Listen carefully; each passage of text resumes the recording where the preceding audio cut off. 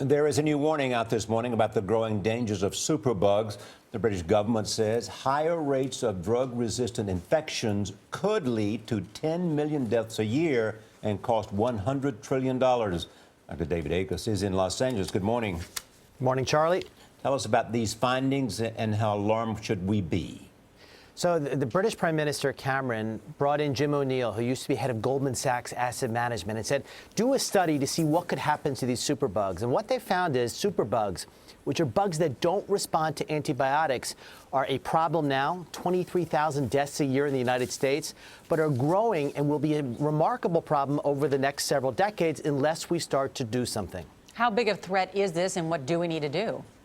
Well, it's a real threat today. It's going to be a bigger threat. But the problem is that there aren't a lot of new drugs being developed or technologies being developed here. So unless we spend today, there's going to be problems tomorrow. We can't afford not to spend in this area.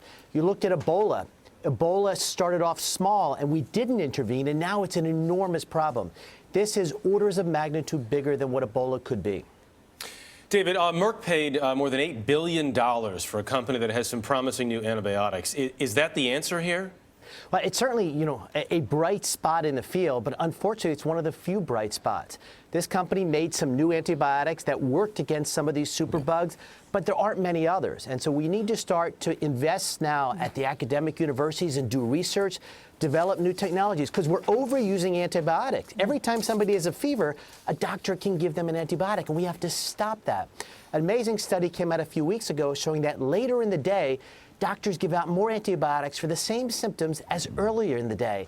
They wear out. They don't have the energy anymore to say we can't, we don't want to treat it and to explain it. So we need to go forward and prevent using these antibiotics in research. Jim O'Neill also talked about the economic consequences of this, talking about trillions of dollars. $100 trillion. That's the equivalent, of taking the UK out of the economy between now and 2050. That's a tremendous impact. All right, Dr. David Agus with that important warning. Thank you so much.